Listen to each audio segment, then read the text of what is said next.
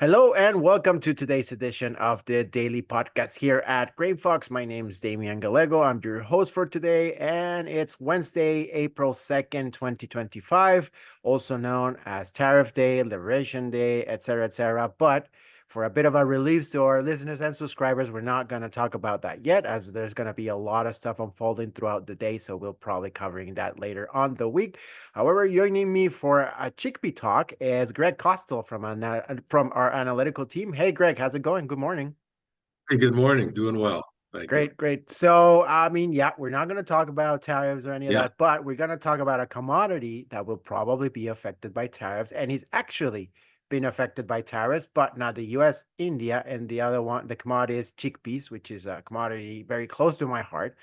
To start with, we heard over the weekend and since last week that India imposed or pulled again 10% tariffs on desi chickpeas.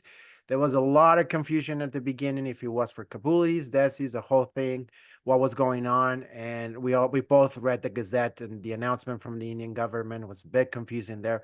But your initial thoughts as to why it's coming to effect for desis and not kabulis, and if kabulis may follow suit.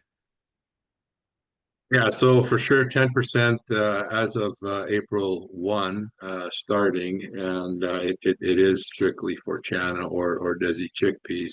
I think the timing of it was done inconsistent with what I would deem ample market readiness from their harvest. And the India government has a tricky balance of trying to find affordable food prices for the consumer while not allow prices to get too low for their domestic farmers. And with prices hugging the minimum support level, China prices, lentils, even pigeon peas for that matter, I think the government made a step in that direction with the 10%. It wasn't 20, it wasn't 30.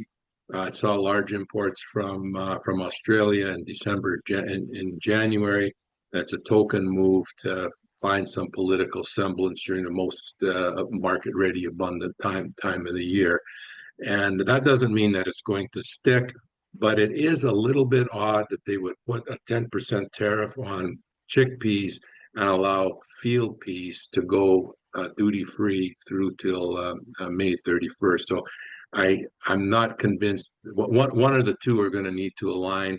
Either China get reduced down to zero later on, but more likely peas put a tariff on as we get closer to North American harvest. But it uh, it is what it is, and India policy is very fluid.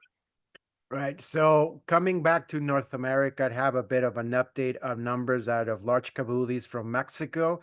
Reports there are about harvest progress is between 55% and 60%.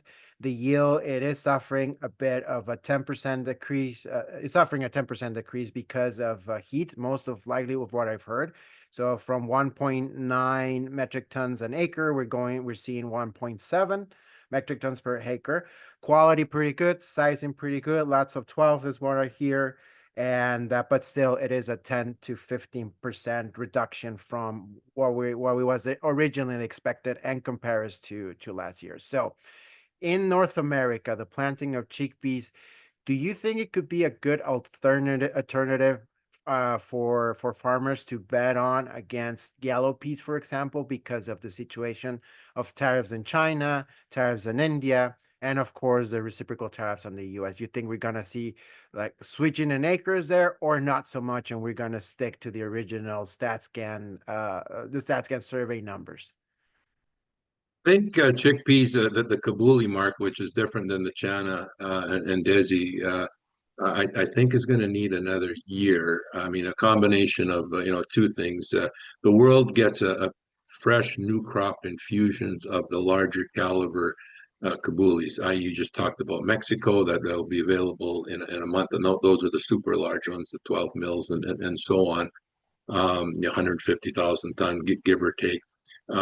India had a decent crop. Madhya Pradesh, which is kind of north central part of the country, is the major one, and a lot of that, from what we understand, there's more area seeking out a higher price, and got mature before the heat came in. Although the last third is probably going to come in at some smaller caliber sizings there. So that's providing an element of market ready and sloppiness to augment the heaviness with the lower calibers. Here in North America, we got the USDA seeding report yesterday and showed a high 500,000 from low 500 last year. And you put that together with what StatCan said, in the high 400s. We're looking at 2 years of 1 million acres within North America. And you put that in normal yields, that is ample. Like anytime Canada produces more than 250,000 ton since our domestic use, and this is in general, 90% of it being kabulis, it's all moved by truck or container. You don't have that fast bulk container outflow. It just takes time to plow through it.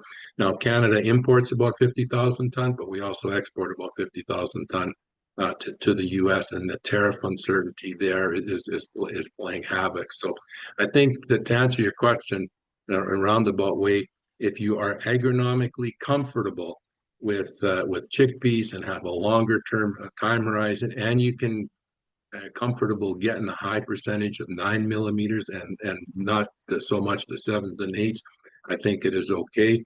And yet, I would still not be throwing out the baby with the bathwater per se. That saying with peas, because who knows what India policy will be later on. And I think the worst case price scenario for yellow peas will be as a China substitute. So when I look at an average price scenario for Saskatchewan, the former case before having the China news where we can't expect to sell peas there economically being maybe $9 to $10 a bushel. I think your worst case is going to be 8 to 9. But a lot of the e-commerce here is done last minute. Nobody knows how to price peas 6 months forward. Nobody's really buying. Nobody wants to pay tariffs. So instead of having a known volume market that you can sell forward 4 to 6 months, we're flying by the seat of our pants last minute. And I can apply that statement to many commodities, and that's just how price discovery is changing here. That does make quite a bit of sense. Where if one gets too expensive, yellow peas could still be a substitute, even with tariffs. Sure. So that's a very important take there for our subscribers to pay a bit of attention to. And now, before I let you go, the USDA grain stock report where it came out yesterday, not only on chickpeas, but your general remarks I read everywhere. No surprises, no surprises. But your take on not necessarily on kabulis, but in general, your thoughts on the USDA stock report yesterday that was released. Yeah, the stocks are pretty benign. Acreage reports pretty benign, and you can talk about pulses, grains, oil seeds, and I think it underscores the reality of, if you want to look at all the supply what ifs, planting progress, yield is always more important than acreage. And then there's this little thing called tariffs and demand and perception of it and money flow, much more important to price discovery than an acreage report. So there wasn't any big acreage or stock shifts. So I look at all these other variables having a higher priority in terms of influencing price discovery. Perfect. Thank you very much as always for your input, Greg, and we're certainly looking forward to having you back in the podcast. Great talking to you. Have a good day.